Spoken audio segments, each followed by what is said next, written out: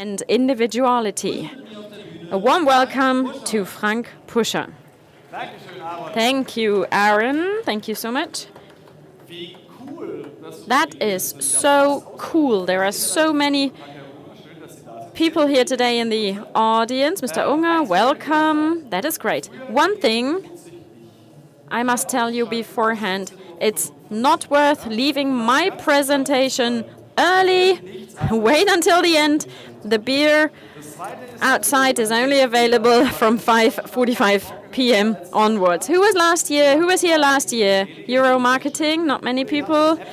And you read the abstract, I suppose, because I believe I have the worst title of them all. Show some character already is the title of my presentation. I like titles usually that convey a message, but that is rather a harsh title. I apologize. Maybe you're here because you wanted to go to another stage and got lost on the way. Anyway, welcome. Corporate personality. It sounds as if we were talking about the big brands here that spend so much money to charge their brand, Adidas, Nike, all the beer brands. No, nada. This is not what we'll do here today. I've included one or two of the big names. There are a couple of examples for you to learn from, but what I wanted to look at is the question, can we do that as a small company, SMEs? My answer would be yes. I have a couple of tactics here for you, a couple of tips how you can do that with a small budget. Also, we will not keep it on a theoretical level. The first 10 slides might be very theoretical, but after that we'll go right into reality, a couple of examples from real life. Some you will be able to relate to with your business, some you won't, but maybe they inspire you anyway. Right. Be quiet, be silent. I'm looking forward to see your reactions. Wer die Musik erkennt. If you recognize the music, raise your hand. 5, 6, wow. I'm amazed.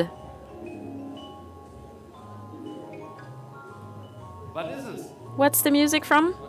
Robert Lemke, Was bin ich? A German TV show. Yes. He used piggy banks for the younger people amongst us, the ones below the age of 50 or the ones who do not watch historical TV shows. That was a TV show where a candidate came into the studio. The candidate was the main actor, actually, and there was a team of people who had to guess if it was a well-known person, a popular person. They had to close their eyes or had their eyes hidden, but they wanted to guess. They had to guess the profession of the guests. Who of you owns a shop? Can you describe in one sentence what your shop does? We sell fences. What do you think? Why do customers come to you and not to Hornbach? At Hornbach, they have to pick it up themselves. We deliver. Great, excellent. One sentence. We give the best software support. All right, I don't. Do your customers agree? You do have customers, right? Yes, we do. That is exactly the kind of positioning. Who else has a shop? Who else owns a shop? One sentence. We sell DIY products with the matching inspiration. Wow, the matching inspiration. What does that mean? One more sentence. We deliver the manual, the ideas, and the product. And this is how people find you, right? Because they say, I need inspiration, and you deliver the matching products. Great. So I guess that frames the presentation nicely. Now let's see, how do we describe ourselves? How can we describe our own business? And how do we do it online? How do we get it on the road? Let me briefly introduce myself. I've been a journalist for 25 years, so 5 years longer than Ben Hammersley. I have a divided personality because I wouldn't match any of the persona profiles that are common. I'm a niche target group. I'm a difficult target, I would say. If you can't target your customers, and I'm not talking about data protection, so if push doesn't work, we need need pull, so the people need to come to us. And in order to do that, we need to give them a reason, and we try to give them a reason to come to us. How can it be that one company succeeded? I see mainly male audience members. Men, for the past 7 years, we've been talking about vacuum cleaners. How did they manage to get us men talking about vacuum cleaners or an automatic dryer in my home bathroom? How can that be? How can it be that a company like Dyson discovers a market or a market segment which is already mature or satisfied? Vacuum cleaners have been around for 100 years, 170, I believe. Nobody ever thought about it, but Dyson changed the mindset towards the product because they were aggressive, they were progressive, and they said, we'll turn a vacuum cleaner into a lifestyle topic. And that is how people identify them nowadays. And that is the difference. Apple, similar thing. If we think back 10 years ago at Apple, the iPhone, when the iPhone was launched, at that point in time, the iPhone was not the best device you could purchase, but the combination between hardware and software, that was a holistic thing. And until today, this is what Apple does. The users give away a certain degree of freedom to get a holistic user experience. That is the asset. That is the USP of Apple. So with so many users, Windows or Android phone users, if there are any left, yes, some of the fine-tuning can be done better, but the overall product is a different thing than the Apple product. So the question is, what do you want from this product? A little experiment, psychology background. We'll start with the theoretical part, as I said. Can you imagine tomorrow you'll go to a restaurant, you'll take your better half out for dinner. Now the waiter comes to your table, or waitress, brings the invoice, brings the bill, and there's a piece of sweets on the bill. Will this piece of sweets, this confectionery, influence your tip? Who thinks yes? Will it influence your tip? Yes. Who thinks no? No, I already know because you're wrong. Yes, it does influence your tipping behavior. One confectionery, 3.3% more tip. Is it possible to increase that even further? Yes. 2 pieces of sweets or 2 confectionaries for 2 guests increases the tip by 14.1% compared to a situation where the waiter just hands you the bill and there's no confectionery. So if there's a huge glass of sweets when you leave the restaurant, tell the proprietor that they're making a mistake. Stop, stop, stop. Please don't take a picture. Take a picture with the next slide, please. Now is the time to take a picture. Is it possible to increase that even further? Does anybody have an idea? Can I have a microphone to get some ideas from the audience? Or I can lean over and you can use my own mic. What's the idea? How can you improve that? 1 piece of confectionery is already on the plate. The waiter goes back and gets another one. You probably know the experiment already. Yes, the waiter comes, brings you the bill. There's 1 piece of sweets on the plate, or puts it on the table. Then he goes away, stops for a moment, pauses, comes back to you, looks you in the eye, and puts a 2nd sweet on the table. Empirical research shows 23% more tip thanks to that. Why? Because from this standard mechanism, there's always confectionery with a bill or something like that. That's not a standard mechanism anymore. It becomes a personal moment. Even if I do that even if I go to this restaurant 3 or 4 times a month or a year, it makes a difference. Even if that happens all the time when I go there, but it makes a difference. It's personal. Well, it's neuromarketing in a way. We talked about that last year, but that is just the foundation. Peter this morning said it already. It's not about technique, it's about relationships. It's not about all of that, what we can theoretically do, technology and all that in the online shop. Think about retail, how all of these businesses now try to get the digital technology in, and there's no room for customer relationships anymore.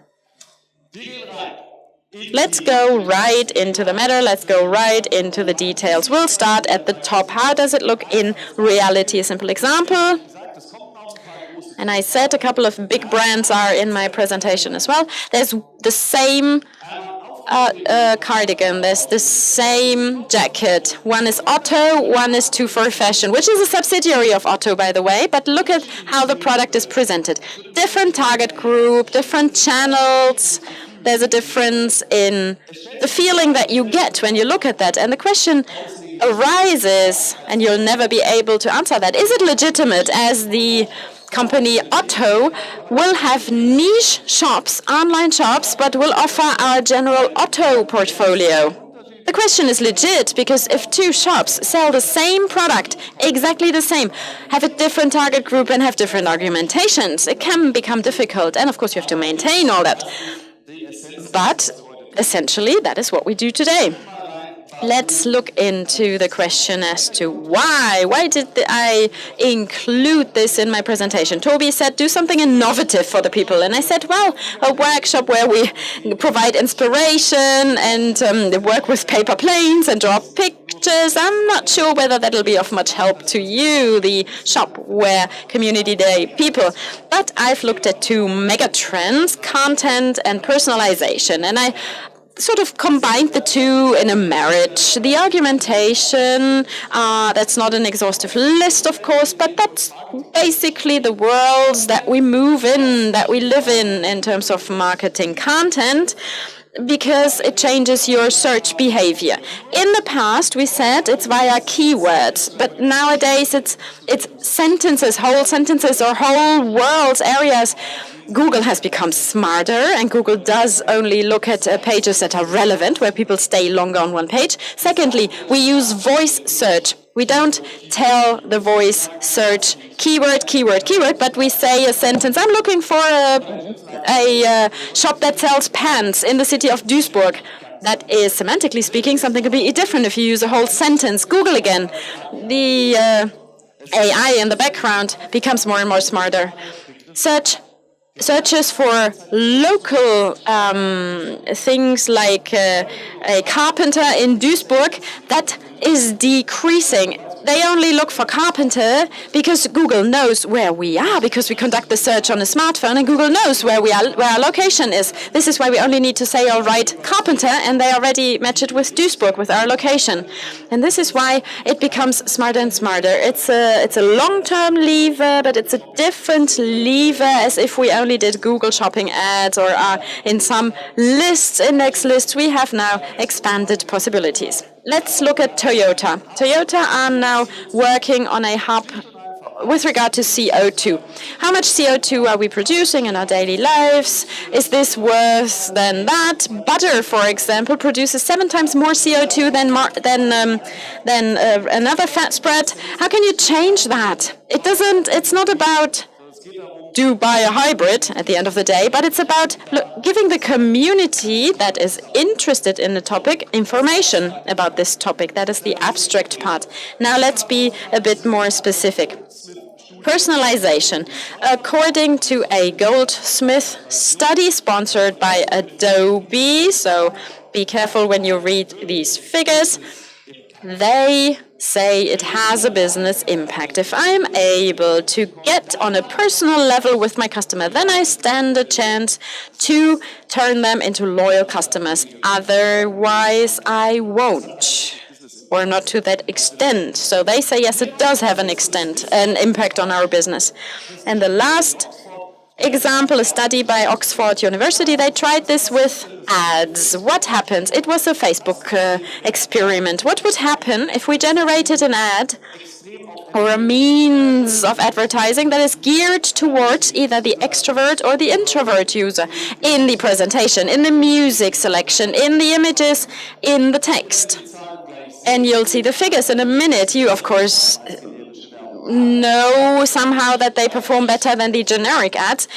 In the extrovert ad case, it's 30% more clicks if I match this to my users, because from their mentality alone, they're already willing to try new things. In the introvert ad case, it doubles the click rate because they feel like the shops or the manufacturer understands them only at that point in time. That is highly fascinating. Let me quote from a presentation that I saw 2 days ago. with the permission of Ben, because I think it's pretty cool. Ben looks or does research in the area of the tone of voice. What does that mean? The tone of voice, that is for big companies that have many companies and that try to establish one language across the whole group.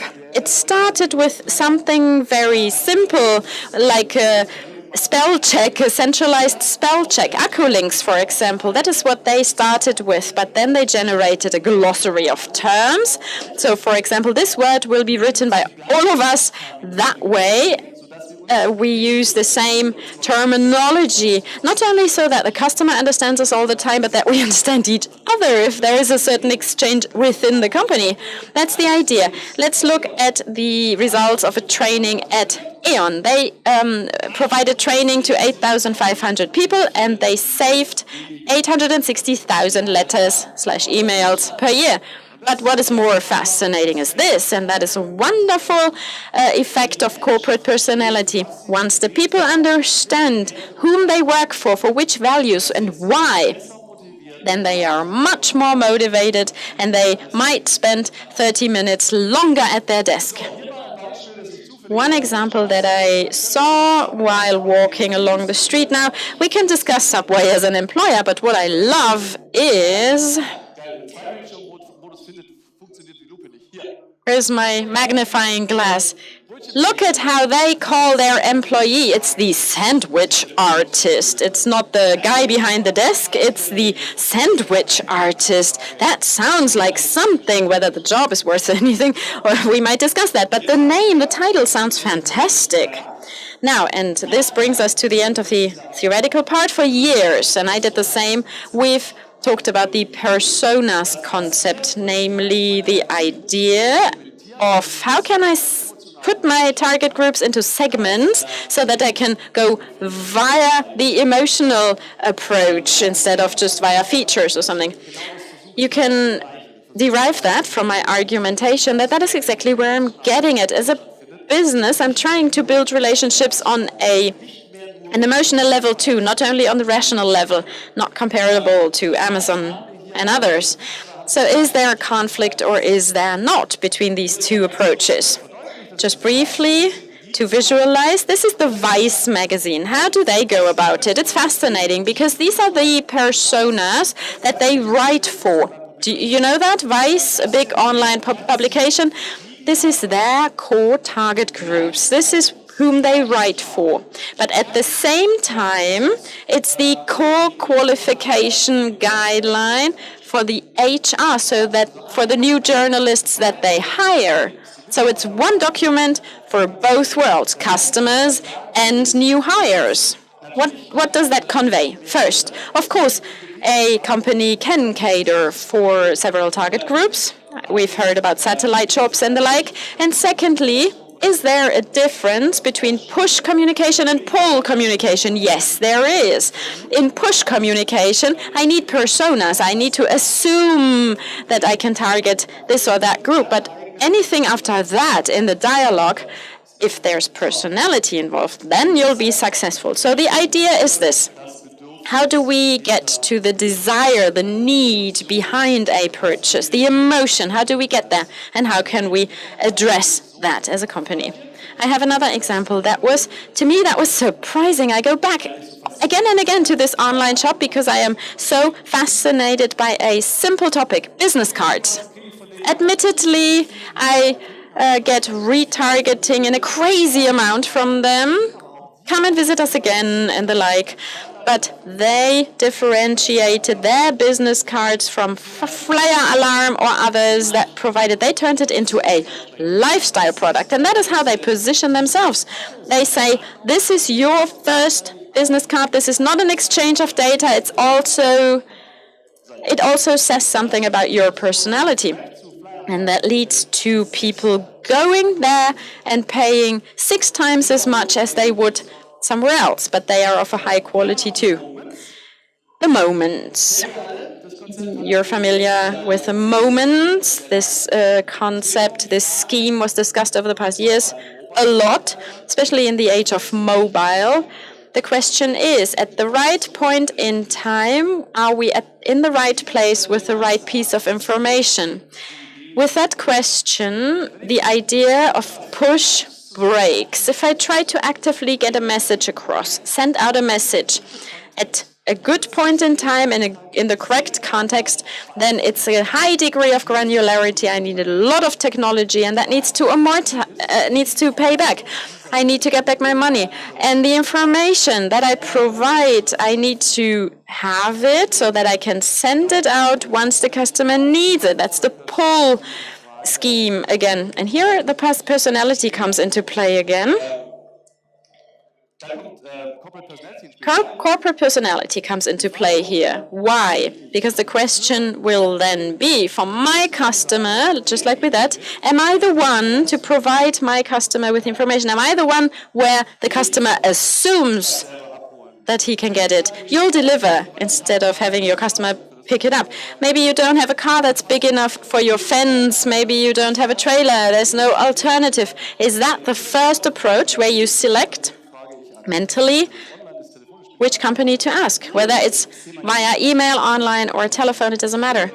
I want to do something either for, what did you do? DIY, right. So maybe interior design. I want to do something. I want to paint my walls or something, but I don't have an idea. I cannot simply go out and buy paint or wood or anything because I don't have an idea yet. You provide the inspiration, you said. And personas will break yet at another point. Who is it? The ladies? Who's this lady up here on the picture? Ariel, right, but that came from a gentleman. Anyway, thank you. Wait a second. Let me try again.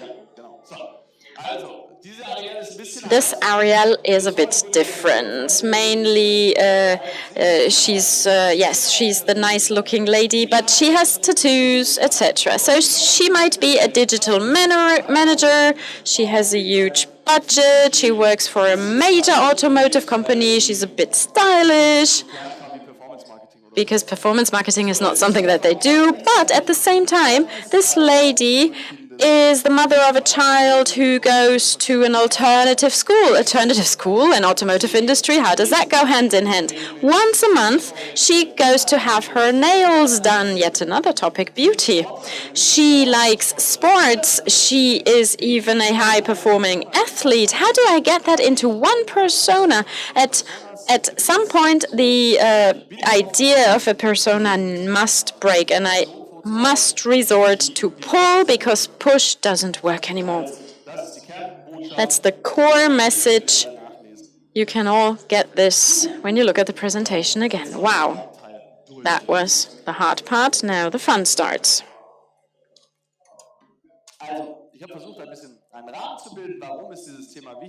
So why is this topic important, and can it be relevant for your daily business? Let's first of all talk about extinguishing mistakes, errors. When researching, the following happened to me, which was fairly funny. Just read it to avoid mistakes, and you will now laugh. The page at says, please select 2 or more items to compare as whole. So the programmer said, I will put in a stupid text, and there will be somebody who will read it, but it's an error message. Only if I actually trigger this error, and was also discovered by some users. Then tone of voice comes in. How can a stringent communication be safeguarded in a company? What do I need for that? Second example, if I'm a company which is active in real life, a hotel, a restaurant, a trading company, everything I do in a digital way is also to be presented in an analog form. Price Hotel in Hamburg, and the messages underneath, I have within 1 hour been reserved 2 rooms. I was first in room 163, put my luggage there, and then I had room 120, and my luggage was in room 163. It happens. So what does the company do? So the lady behind the reception, what shall we do with that? How do we combine it into a communication system? And they have reacted in a very loyal and a very relaxed way. And do get your luggage out of 163. This is the key. And that is a strategy to react to the error. And she simply reacted. It was probably not predefined. This is the other example. In another hotel, the key didn't work, and also guest recognition at the reception didn't work. There was a beacon system, and I say hello, and the lady says hello. And you have to give me your name so that I can do something for you. But the app should have told you my name. It gave me the information as well. Konichi is in the back end. I would have had to get up and go into the back office. You see what is going on here. So this is also corporate personality. If I do work digital way, which are cool, which attracts users, so how do I get the staff along? How do I convince them not to know about the systems, but to support them, and to know the limits? So to link to what Ben said beforehand, we are now in the age of bots. This is a robot. This robot is used by an insurer as a toy for children in hospitals, for children who suffer from cancer. That was also a mascot of an insurer. Why did I choose this picture? What happens with regard to bots and Alexa skills is very helpful when finding your own personality. So what is our approach if we want to find out who we are? There is one method, a conventional workshop method, which is called the Wizard of Oz. It's set up like this. A human being sits in a room. Maybe it's a customer, could be a workshop participant. In a different room, there is another human being who answers for the company, and we generate a dialogue. The customer asks, and the employee cannot intervene physically and cannot show pictures, but has to answer. And thus, we develop a dialogue, and we find out two things. First of all, what kind of information can I convey via the system? Secondly, what kind of questions does the user have? And we will see how we research that. And third, how do I talk to the customer? Will it be the informal you? Am I cheeky? Am I arrogant? Am I service-focused? Do I have a dialect, Swabian? I won't do it. I could demonstrate it, but that would be too much. So just an idea. Who am I? Do I speak Hornbach, for example, the DIY shop? Do I speak to craftspeople? Different communication with them than with somebody else, than with a business guy. Wizard of Oz, you can research that. And now we have a look at different disciplines. How do I find what is interesting and exciting? There is a phenomenon which is the perception gap. It's a distorted perception, and you can see that very easily. The company on the right-hand side has a totally different idea of what is important for the user than what was surveyed out with the user. It's about social media, but it can be used on different areas. You all know that from your everyday life. In former times, it was der weiße Riese, it's a washing detergent, washes whiter. But maybe you had different topics which, for example, it will not wear off your washing machine. And with the ThinkPad, the battery runs low faster. It's a good product, but the battery runs down low fast. So how do I find out what the users think, and how can I fill the gap? Simple example. And this is what we can all do, making evaluations. and there is more included in evaluation results. It's not only about the product is cool or not cool, but there are also remarks in there. So when you, for example, take that up, if it's relevant for a lot of people, that will be part of the marketing strategy. I'm closer to what the users actually want. The other way around, if some users say this product is shit, either you change the product or to cushion it off at the communication. So that's very important in personality forming. True to size. For people sending fashion for shoes, that's very important. I don't want somebody to order 5 pairs of shoes of different sizes. So in the negative, Amazon assessments, if you scale it up to company level, we get into a situation you could even assessments of Amazon to have pain points in our industry, and this is the next product we need. That is pure customer centricity. Where are people experiencing pain? And we will develop a solution, which we haven't got at the point in time yet. Of course, there are a lot of tools you can use, and that would be really a long presentation I could make. So Google suggests. What does Google suggest when you type in a search term? And it's not only words which are purchase-focused, but also service-focused, or something like which is inspiration-focused. So, for example, to do your DIY on, for example, curtains. So we find the same, for example, the keyword tool of Google, not only to look out to the core keywords, but you see similar words. This was also looked for in Google search. So then you can see what else are people interested in. So there are quite a lot of cool tools. You know most of the trends. Let's go to content marketing. Do you know him? Mr. Lüning?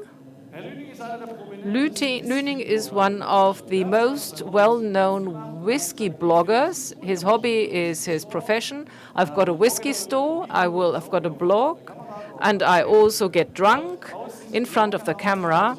And from this blog, he was getting very popular that he was able to buy the domain whiskey.de. And he has got quite a lot of traffic, which can be marketed vis-a-vis the producers. And from this content, look where in your company, it does not have to be the boss, it could be an employee, where you've got an expert for XYZ who could do something like that. And that was interesting. The biggest traffic Lüning was given not for whiskey, when he talked about his experience with Tesla. He generated a lot of traffic from worlds which were not whiskey focused, and some of them might have bought a Tesla. So a classic. So food delivery, online service. We've got all the supermarkets, Lidl, Aldi. It's difficult to do that as a generalist. But as a specialist, it becomes much more important. So allergy filters and contents on top of that. If I've got a special group, sports people, and how I boil it down, and this is my area, I can do some advertising, and then I can recommend products. Then I've got the possibility to gain visibility in the content area. And when you're working in these companies, that among the staff, there is somebody who actually is a specialist, who is a specialist in barbecuing, whatever, or allergens. The next step, and that is probably what you're most interested in, I've got 10 minutes, enough, and before that there's no beer. Yes, I already said so. You still wide awake? So now we've got more people. Yes, still wide awake? Was that the sign? So those who are fast asleep, please show of hands. Website online shop. What can I do? Content marketing is going into that direction. Tone of voice is very important. There is a nice video about the analysis of the voice design among Siri and Alexa. Siri at certain points gets very tricky. Apple is not a brand which is take along and it works, and sometimes gets a bit difficult. Alexa is always kind. Who's got Alexa? You use it on a regular basis?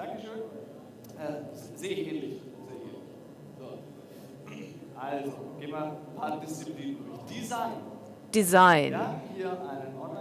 This is an online shop. This is a merchant, pretty big, is not one of the premium brands, Poco Domain.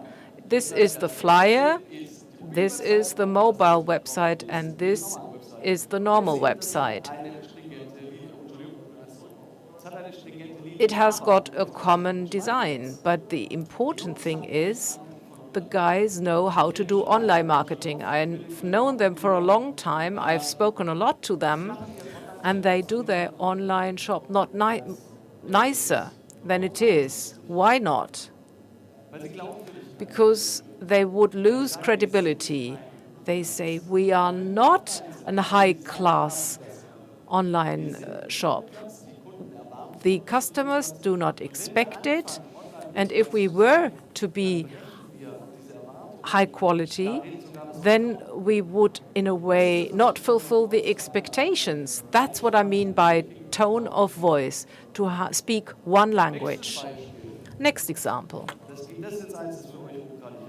This might be very relevant for you, and it's very exciting. 5 years ago, everybody, usability person would have said, if a product is sold out, take it out. Don't show it. Is that the right way to do it? Interesting question. And maybe that would be interesting also for a test. What will happen if I say this product is sold out? Will customers get the feeling I have to be faster and I have to look at that site a bit more often because this is sold out? Or do they feel there were a lot of people in this shop, so one thing is already sold out, so it must be a cool shop? Just as an idea to say, yes, this is a way to do it. Is it possible for online service to have opening hours? Of course I can say, watch out, I also would like to have an evening. I'm only available from 9 to 6. That's possible. You have to communicate it. Next example. That's one of the nicest ones because it's again a product world which we always see from the same perspective of being a connoisseur. Okay, southern location, many months ripening of grapes and something like that. Great wines, main thing is it tastes well. 50% would support this. And then they had a navigation which is event related and say, you need wine for the party, just a wine to drink while reading. A different approach. And the interesting thing, this is content marketing, which will be found if you're at a very high level and I organize a party, what shall I do? It's also with a product which will be sold a lot. The biggest wine merchant online is Aldi. You can buy a wine of 250 euros in the online Aldi shop. Nice scenery of a product. What product is it? It's a hammer. It's a very exclusive product, a hammer of Russian steel. And what makes this so different. It's a limited number available. Not everybody will be able to get it. I do something which is cool. It costs money. Maybe there is a marketing budget behind it. No, simply say the first 20 or the most loyal customers who have subscribed to my newsletter will get it. Cost 69 euros and was sold and traded for 300 to 350 euros later on on eBay. So the field of tension we are in. We are now talking about marketing. Marketing should not be too far away from what is actually the logo. What is it? You know what this picture is about? The younger ones, do you know the LOL as an acronym? LOL, League of Legends. That is the professional team of Schalke 04, which plays computer games. And that's exciting, because such a brand like Schalke 04, can I actually combine it with that? The CEO said, no problem. Everything which brings in money, fine. And we can buy more football players. They are very popular in Asia. They sell sell football shirts, and we can also make money off that. So esports, electronic sports, it's a huge market. Not all the German soccer clubs do that. Some only focus on FIFA, but they also do a strategy game, although they dropped in the league. Influencers, we've got them already. If I go into a certain direction in strategy, that I build up personality with what I do, I can also have a personality at my side who has got a profile.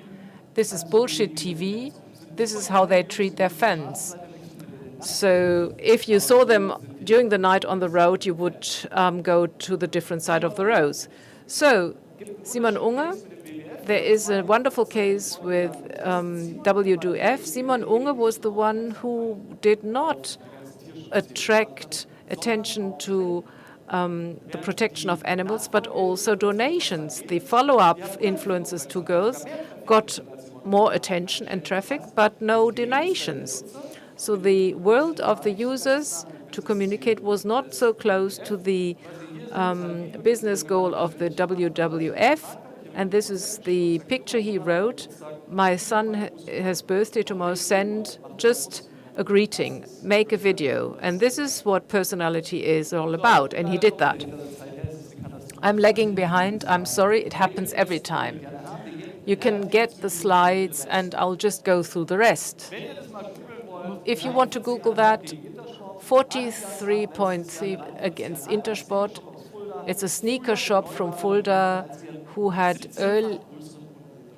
they were delivered with the produce 17 times faster than the largest shop. They do that via social media, and Intersport is the last one where the thing gets into the market, and they were very cross at Intersport because they have got a better reach. The next channel, Highest Nobiety. They were at Rockstars. Why is it so cool? It's not the online shop, because this boy on Instagram has got 2.5 million subscribers with sneakers. We've got a product which everybody has. Amazon, a lot of people, because he only has a certain profile. So we are approaching the bear. So how many slides left? Just one example what you can do very easily, and then I'll do a summary. Pickup, which is a cookie. It's a product which is difficult to differentiate in the world of confectionery. They cannot change anything about the taste, but they have a communication idea. We are small compared to Mars, and we haven't got a budget. We have to outsmart them than to outspend them. We have to become more clever. And they take and look at claims of different brands, even though they might get into legal problems. And they have social traffic. They get a lot of feedback from the other brands. This is a method you can see a lot in social media, that brands, especially smaller ones, which are a bit more cheeky, they will take up a news topic and we will then have a comment on that. What is going on in London? A lot of storms, and then the subway doesn't work. There is a coffee shop around the corner, and you will have free of charge coffee and over Twitter. And then they benefit from the traffic, and they brought in a joke and an interesting video. They are very cool. You can have my presentation. You can have a look at them. Videos, but we haven't got the time. We've had that. If you want to run a test and say it's a cool idea, we'll try to do it with one product and go via the marketing channel. Do a campaign and have a look whether you communicate with the rockers, with the boppers, with the skateboard riders, with the housewives. I saw a campaign which in scenes puts the housewife as a domestic diva in a video. So the effect is only limited with Dyson. In Germany, they did a survey and they found out that there are 3 topics they're interested in: heat and wind strength and feature diversity.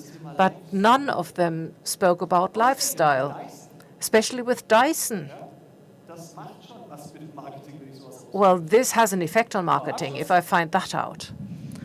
Finally, we do have customer-centric brands. That's very cool. Have a look what's in there. It's the happiness factor. It's about vegan condoms.